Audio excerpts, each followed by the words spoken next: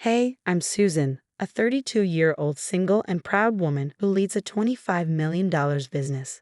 This success wasn't just handed to me. My journey involved my now ex-husband Ryan, though not in the way you might think. He excelled at making me feel small and worthless, which oddly fueled my drive to prove him wrong. The saga began when I was 26, fresh out of fashion school. I moved to Portland, eager to dive into the fashion scene, but breaking into that world was tough. I landed a job as a brand consultant for an art and antiques company. That's where I met Ryan, at an art museum. He was flashy, buying expensive pieces. He wasn't my type, but we clicked. Fast forward 2 years, and we were married. I moved into his luxurious mansion. He was the head of a luxury adventure travel company, raking in six figures a year.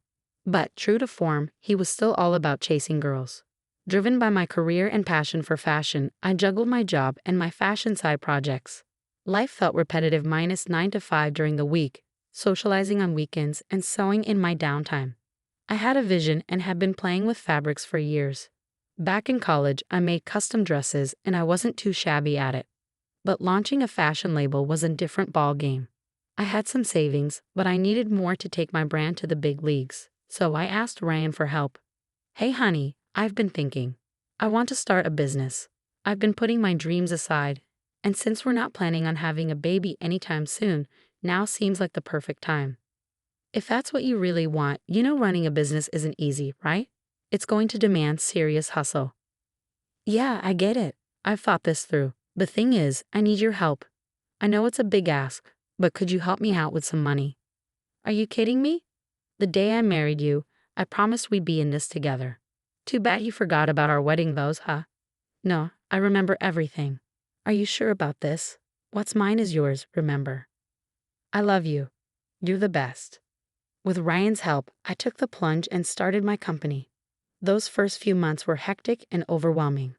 The workload was intense, but I powered through, working day and night, even on weekends. Months passed, and things between Ryan and me began to fall apart. Our jobs consumed us, leaving little time for each other. We barely talked, and having dinner together became a rare feat. I brushed it off, thinking once the company found its rhythm, I could balance things better. But life had other plans. The company wasn't doing great.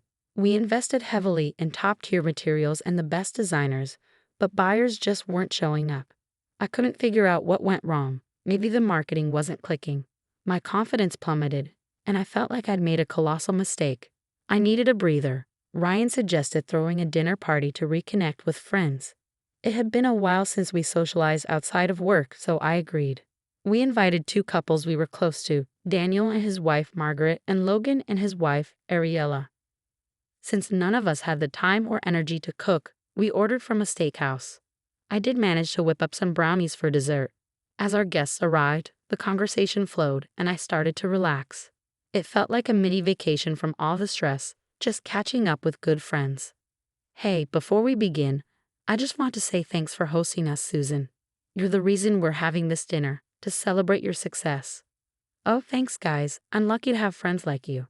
You've come a long way, Susan. Cheers to your amazing business journey. Absolutely. Hey, Ryan, how about that bottle of Dom Perignon we got? Let's pop it open to mark the occasion.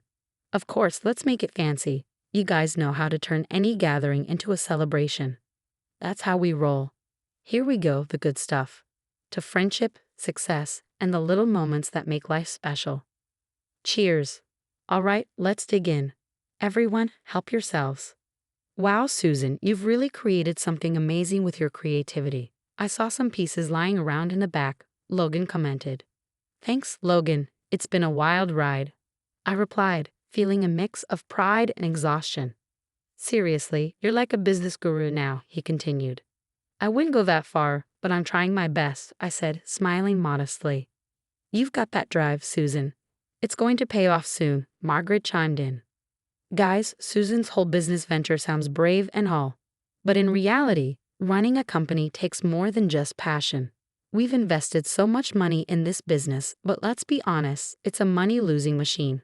Ryan interjected harshly. Dude, that's harsh, Daniel replied, trying to lighten the mood. Just being real here. If you gave me that kind of cash, I could have done wonders, Ryan shot back. Ryan, seriously. Margaret said, looking incredulous. Hey, Susan, not everyone's cut out for the business grind. Honestly, I was a fool to think you could handle this alone. Maybe you should have just stuck to making those dresses that look like grandma gowns, huh? All right, enough business talk, guys. Remember the epic road trip we took a while back, when the GPS decided to give us a scenic detour through Nowhereville? Logan said, attempting to shift the conversation. Oh man, that was something. I was half expecting dinosaurs to show up and turn it into an adventure flick, Daniel added, laughing. Despite the attempt to change the subject, the atmosphere had become awkward. I sat there in disbelief, wondering if Ryan seriously meant what he said. Something had been off between us for a long time, but I didn't realize it had gotten to this point. The tension between us was palpable throughout the rest of the meal. After the party wrapped up and everyone left, I quickly showered and headed to bed, determined to talk to Ryan. Hey, can we talk about what went down at dinner tonight? I asked as I climbed into bed. Susan, seriously. I'm wiped out, Ryan replied, avoiding eye contact. Is that really how you feel? You think my company is just a joke? I pressed. Babe, I had a bit too much to drink earlier. Logan egged me on to chug 3 beers while you were hanging with the ladies, he said dismissively. Ryan, this is serious. Who are we? We barely talk or connect anymore. I need some honesty here, I insisted. You want honesty? Fine. Your company's tanking big time. It's the worst investment ever. Remember that time I splurged on that crazy expensive vintage golf club? Yeah, this beats it in the dumb department. Honestly, you're not cut out for it, he said bluntly. I'm struggling to believe this. You were so supportive when I shared my business idea, I said, feeling hurt. As your husband, I couldn't exactly shoot down your dreams. Sometimes, yeah, I faked it. You can get a bit dramatic, and honestly, if I'd been completely honest, I thought you might hold it against me forever, he admitted. Wait, so you never told me that? You just put it out there now? I asked, feeling betrayed. Think about it. You did end up getting what you wanted, didn't you? When we crossed paths at the museum, you were all in work mode, setting up the show. But instead of sticking to the tasks, you managed to bag a dude like me, who's pulling in 6 figures. He continued arrogantly. So you genuinely think I married you just for the money? I asked, stunned. Let's be real for a second. You were stuck in that underpaid job until I invested in your company. You were and are nothing without me. I had other options, girls doing better than you, but I picked you. Instead of complaining, maybe show some thanks, he said coldly. You know what, Ryan? Maybe we should take a break, I said, feeling devastated and hurt. Ryan was supposed to be my biggest fan, but instead he acted like he was the one who made me. I started questioning the man I married. Taking a break seemed like the smart move to clear our heads. Ryan always had a huge ego, evident in how he talked to our family and friends, but treating me the same way was a shocker. So I packed my stuff and crashed at my sister Megan's place for a bit. She had her own spot and needed a roommate, so I just moved in. Some of my work was done at home, not just at the office we rented for the company, so I ended up hauling a ton of stuff over to Megan's place too. Throughout all this drama, Ryan didn't say a peep to me. It was like a silent standoff, or something.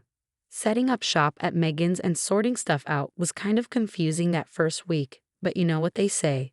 Things sometimes happen for a reason. I dove deep into work, grinding day and night. No man in the picture meant I had plenty of time to hustle. Megan hooked me up with some folks who introduced me to more folks, and my network started expanding. I rethought my whole company strategy and decided to hit reset. Ryan had totally underestimated me. With the right support, a positive mindset, and encouragement, my company took off.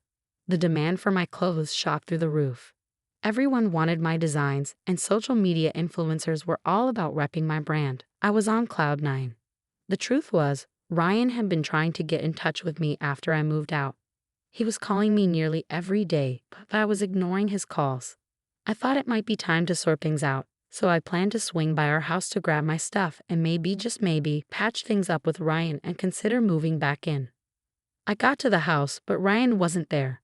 I went into my old office first, gathered my things, and then figured I'd leave Ryan a voicemail.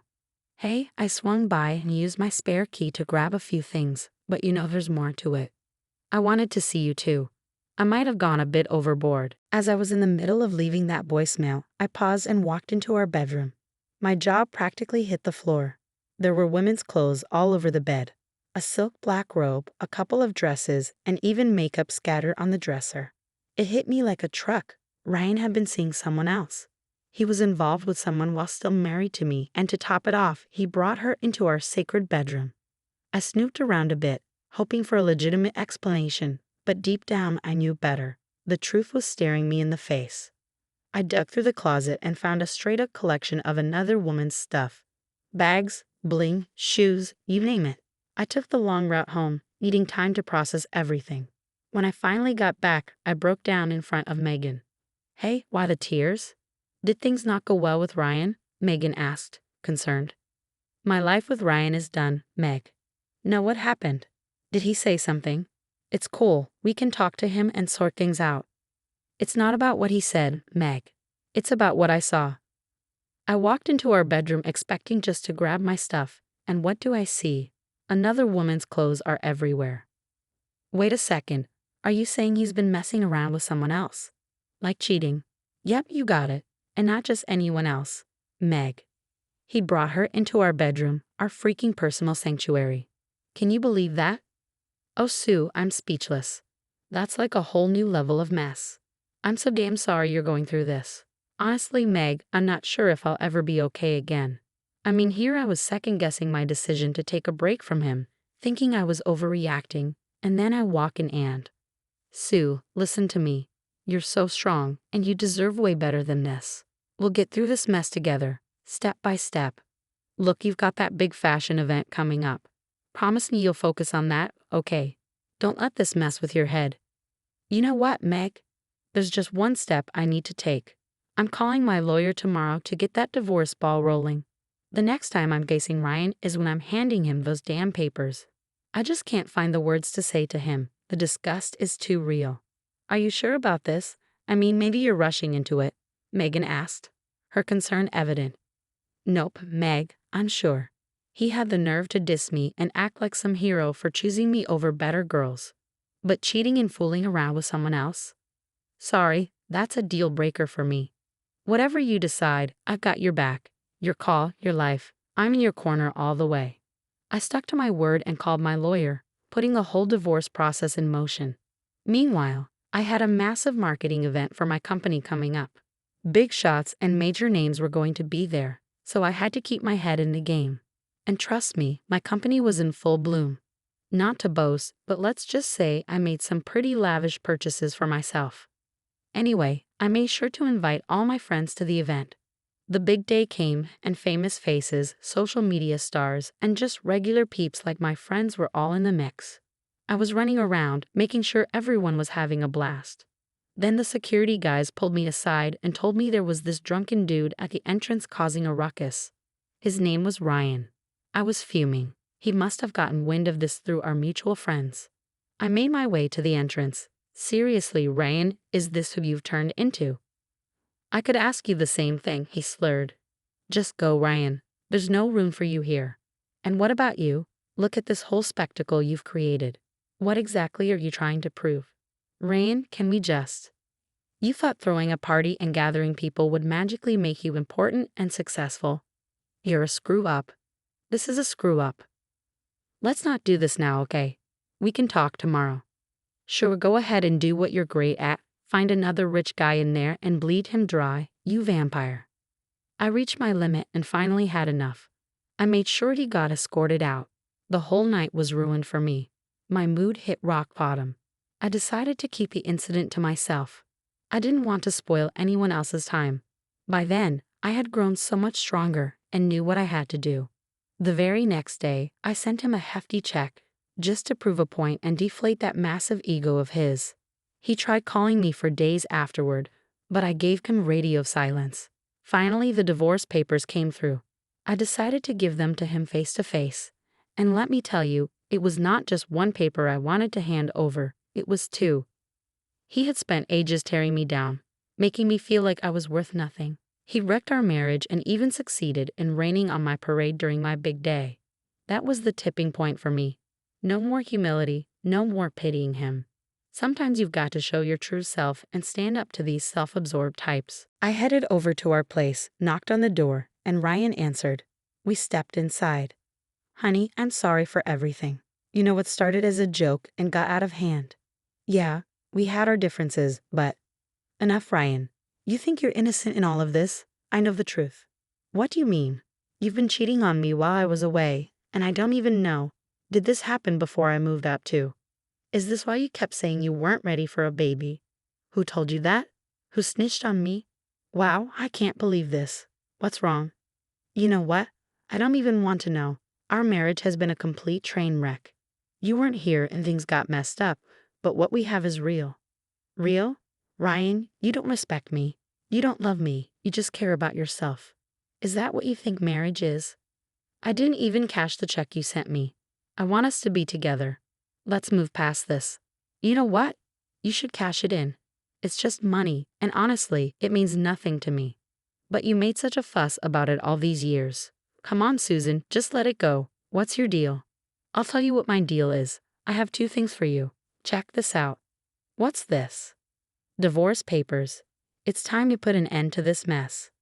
Wow, so you're really leaving me? You think you can just walk out like this? Ryan, it's not about thinking I can. It's about knowing I need to. Come on, Susan, you're not seriously doing this, are you? We've been through so much. Hold up, what's this? Oh, just a little something I thought you might find interesting. My balance sheet for the $25 million business you thought was a joke. Wait a minute, you're telling me this is your business? Ding, ding, ding. You got it, Ryan. The same business you called a money-losing machine. But how the heck did you? Oh well, that's the thing. While you were busy doubting me, I was hustling behind the scenes, making strategic moves and building my empire. Surprise? No way. This is insane. You did all of this without me. Yep, without you. Turns out I don't need someone dragging me down with their negativity. I can't believe it. You've outdone yourself. Funny how success looks good on me, huh? Ryan was seriously shaken. I'd never seen him so speechless in my life. His whole Mr. Know-It-All vibe was gone. He seemed like he'd swallowed a lemon or something. With the divorce papers signed, I finally felt a sense of relief. I am officially single and ready to take on the world, starting with New York, the fashion epicenter, next month. The word on the street is that Ryan has turned our old place into some kind of bachelor hangout. Apparently, he's constantly moping around, wallowing in his own regrets. Meanwhile, I'm out here totally owning the success game. It's like this constant high of proving him dead wrong. There's no need for someone else to define my worth. I've got that covered, thanks.